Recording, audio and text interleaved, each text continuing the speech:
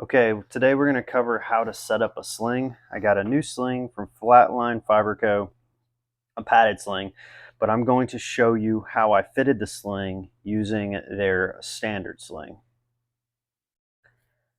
So the first thing we're going to do is look at these tri-glides, which when you receive these from Flatline, the tri-glide on the forwardmost portion near the pull tab is just about perfect.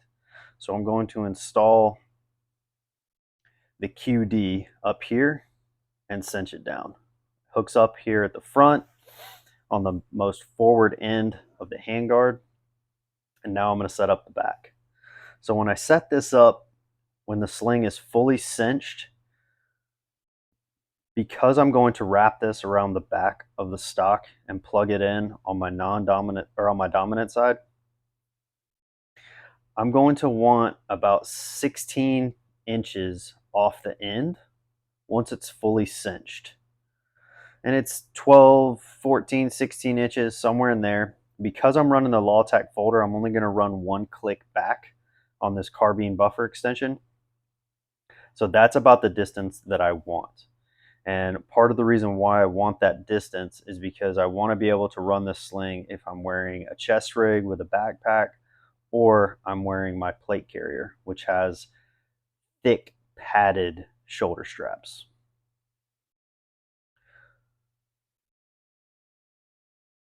So I'm going to show what this looks like off body so that you get an idea of what the weapon looks like hanging off of me and where the rifle is going to be set up. So again, I'm running a Lawtac folder and I'm one click back on this carbine extension. So when I fully extend and push out with the sling at its furthest length, I want anywhere from 2 to 3 inches off of my shoulder line so that I can best accommodate shoulder straps of a backpack and a chest rig or my plate carrier. So if I need to get a stable shooting platform, I can swim back through the sling and get that platform.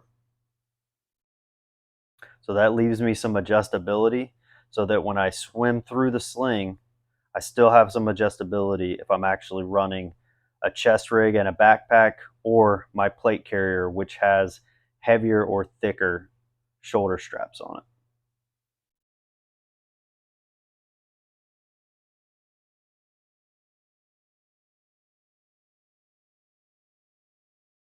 And again, I want that roughly 2 to 3 inches off of that pocket in my shoulder. So now that I've got everything fitted, I'm going to do some added insurance on these tri-glides with a roll of electrical tape. It doesn't matter what kind you use. I try to buy good, high quality. This is wire armor. It's vinyl electric tape, and it's got all the electrical ratings and all that other stuff on there. 3M is a great option as well, but vinyl electrical tape.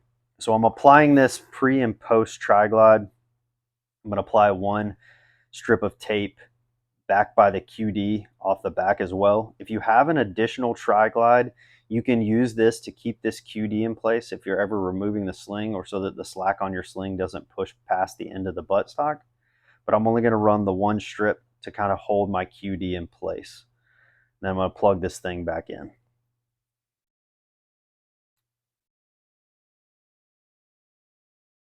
Fully cinch my sling down, reinstall. And then I'm going to actually use a small strip of tape on the most forward additional material that's behind the tri-glide after the QD on the front. So this is how I've fitted the sling and prepped it. I'm going to remove it and I'm going to reinstall my new Flectarn sling from Flatline Fiber Co. And this is again a padded sling. So I've set it up the same way. It's the same length. I've got the tape in the front, keeping everything together and keeping my excess from catching on anything. And then on the end, instead of cutting the excess, I actually wrap the excess and taped it in 2 points on the padded portion, and added tape pre and post tri-glide. This keeps the sling nice and tidy. There's no excess to catch on anything or to dangle, and it tucks away beautifully underneath the Goblin Plus sling retention device that I sell. So this is my recce. Hope you enjoyed the video, guys. If you got any questions, let me know. I appreciate it. Thanks.